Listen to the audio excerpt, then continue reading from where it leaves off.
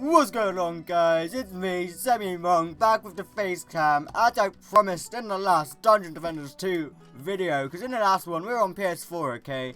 And we're currently in a private tavern on PC, so on PS4, the Carnival update is just rolled in, like, it's just coming in now, and that's all happening out there, but on the PC, that's unfortunately gone now, and they're starting to roll in new characters, but I'm going to start a Squire instead, and I'll run through everything I'm doing in a minute. I'm just going to jump into a quick... Can it not be a private game? I think it's this private game anyway, because I'm in a private lobby. It must be. You don't have any bags. Are you sure you want to proceed? Nope, you're right. I do not want to proceed.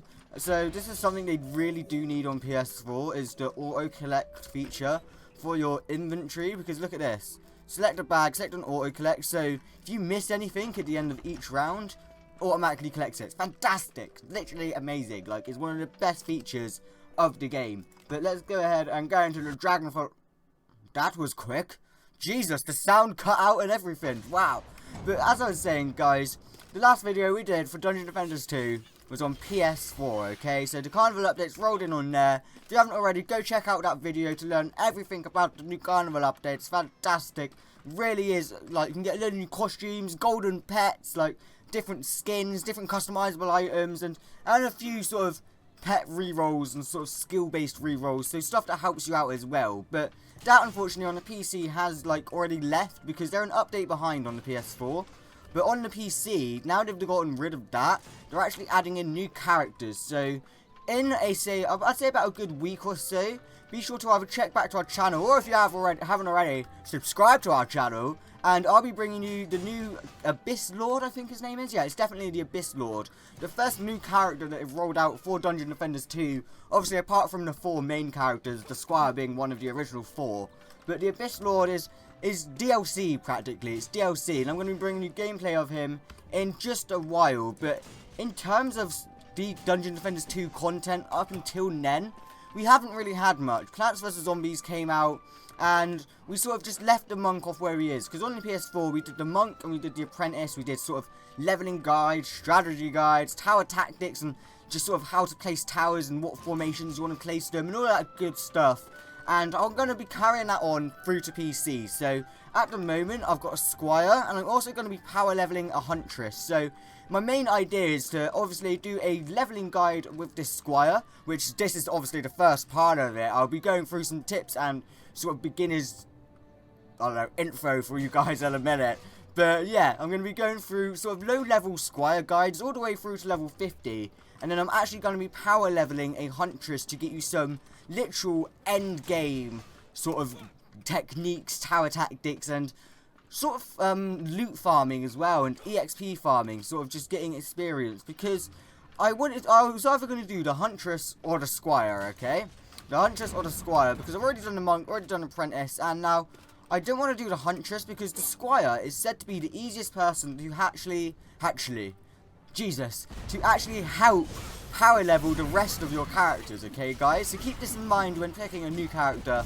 Of course, I'd go straight up for the Abyss Lord if you can afford it, but if you can't, get the Squire, because it says at level 50, you can go into a match with the Squire, place down his cannon towers, and switch to a level 1 character, say the Monk, the Huntress, any character really, it doesn't really matter.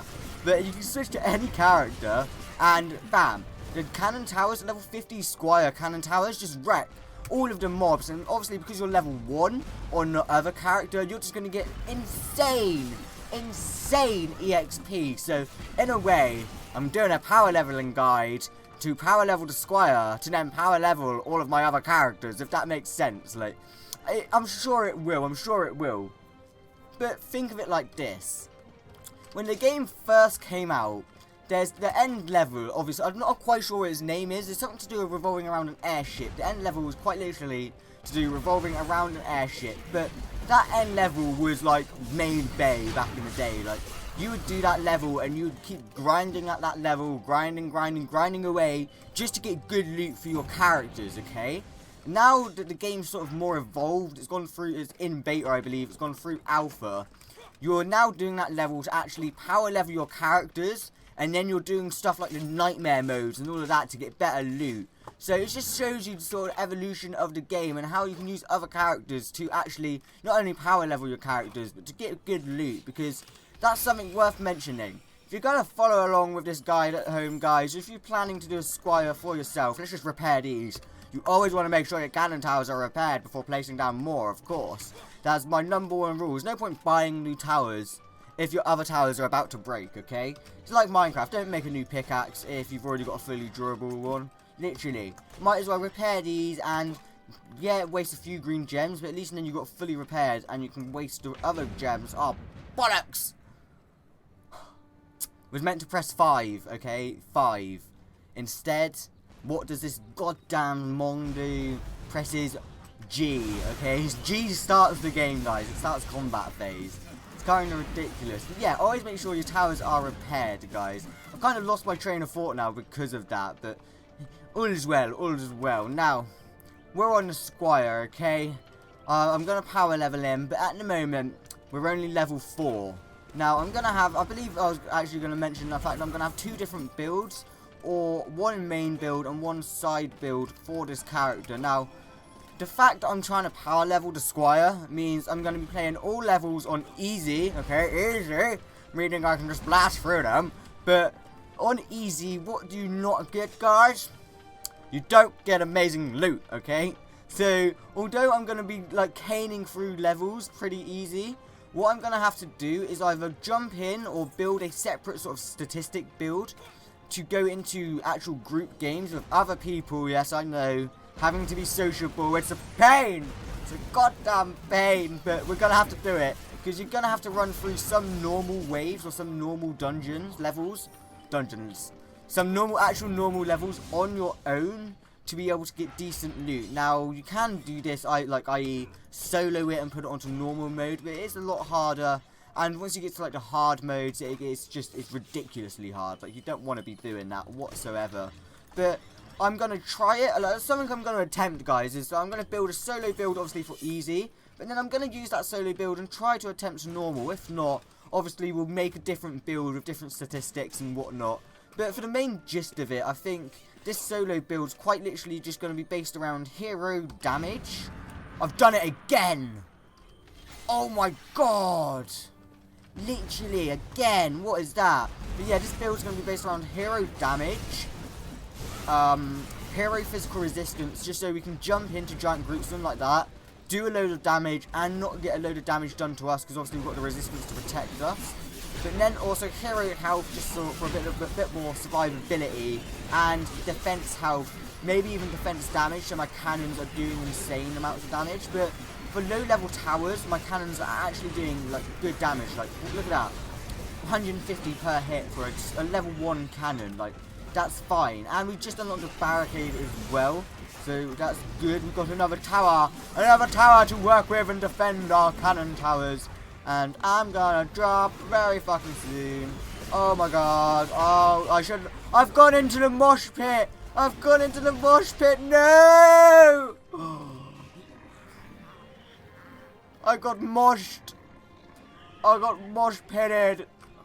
So that's something you don't want to do. But yeah, for these early levels, guys, we'll go through the statistics at the end, just so you can see what I'm sort of talking about with a little bit more of a showcase. But just stacking damage on yourself and like stacking stuff such as physical resistance, so you're not getting damage done to you, you should be fine and dandy. Now, this is a low level guide. I'm going to talk more about, say, ability power and critical hits on the next episode, because it's something you don't have to be worrying about.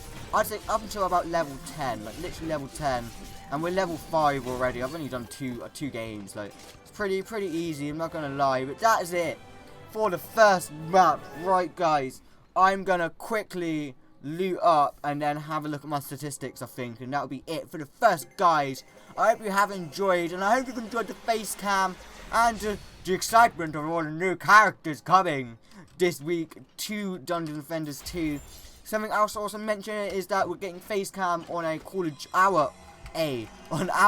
Duty videos and our Plants vs Zombies videos, so our PS4 games pretty much. And then we've also got a new PC game called Brawlhalla that me and Wolf Tamer will be attempting this week at some point. I may be doing a solo episode as well, because that's sort of like Super Smash Bros. But ranked. Like, you get ranked gameplay, you get seasons, and you get an MMR, so matchmaking rating. It's a lot of fun, but we've picked up everything we can. Oh no, look at this, you have to check everywhere. Let's just leave that one. Look, my auto bag collect will auto collect that, I'm pretty sure. So let's G, auto collected, there you go, 4 items. So there were another 2 items on the map that I actually missed, okay. But let's go back to the tavern, have a look at the statistics, work out the statistics a bit more, and then call it there, because you're probably thinking, what do I stack? What do I need to look for? It's pretty simple, guys, okay. If you're going to follow along with this, well, solo build, completely forgot what it was meant for a second. You've got to think, alright, I'm going to be on my own, okay? So health is necessary. Where is it? Physical resistance is also necessary. You can't actually upgrade that as a statistic. So that's your magical resistance. I believe that's your physical resistance. Yeah, that's your physical, but you get that on inventory pieces. We'll go equip some of that in a minute. But as I was saying, health and damage just for your hero, and then health and damage potentially for your defense, okay? You don't really have to go damage. Do aim more for health, just because of barricades get a lot of health. Obviously they don't shoot anything, but if you've got a ton of barricades up that are able to tank enemy hits, and then you come in with like your max damage and just finish them off, you're gonna do okay, like you're gonna do fine. You're not gonna have to worry. But there we go. I'm gonna put 1 in defense power, so not damage, but it is defense power. You got critical damage there and range, but that's more stuff you're gonna work on while working with others and in a group. So let's quickly pop over to our inventory. Did we fill up? Well, we didn't fill up. We filled up 1 bag. There we go, and a 3rd, and not a 4th. We filled up. Tired! Oh god, we filled up 1 bag. But if we have a look, just so I'm not trying to find some good showcases. See, that's really good in general, but it's not ideal. So you got your defense power, you got your defense health, your cannon towers are gonna be pounding them. But it's not really too much aimed towards you. You've not got defense damage, you've not got hero damage or hero health or hero physical resistance, because I'd say at the lower levels, up until I'd say about level 10, level 15, again, guys, you're not going to get any magical beings, okay? You're not going to get any spells chucked at you. It's mainly just the goblins, the orcs that are coming to pound your face in with their actual physical damage. So let's have a look. Magical resistance. That may be good. That may be good. Defense health. Whoa! Whoa! Jesus! I like that. More hero damage. You get storm damage and more good. That is, lightning is very cool. I like that. I do like that. Here we go, guys. Thank you. Ah! I hit my mic. The perfect sort of example. More health, more physical resistance so we can survive a little bit longer. And rather than hero damage, it's actually giving us ability power. So our abilities are going to go a hell of a lot more damage to the enemies. And you can see where I'm coming from. You just got to look out for the things that you do want to pick up and equip. Now, if you haven't got a full set of stuff like that, where it's the hero health, physical resistance and ability power, go for the magical resistance stuff, because obviously it still gives you defense health and defense critical rating. Now, not every single piece is going to have magical resistance that has defense health. You could be like the ultimate luckiest guy and have health, damage and physical resistance. Completely forgot there, but I don't think a lot of people are. That's a good one as well. More ability power and hero damage. That's really focusing on your offense, which is kind of good. But guys, that's going to call it there for the first episode of Dungeon Defenders 2 PC. I hope you have enjoyed and you are enjoying the face cam, the new Squire, and pretty soon the Huntress endgame and the Abyss Lord gameplay. If you have, be sure to leave a like down below there. That way, down below. If you are new to the channel, be sure to subscribe or check back for other games such as Plants vs Zombies. And of course, if you want to follow us outside of the Game On channel, our Facebook and Twitter links are in the description down below as well. But until next time, guys, thanks, and I'll see you on the next video.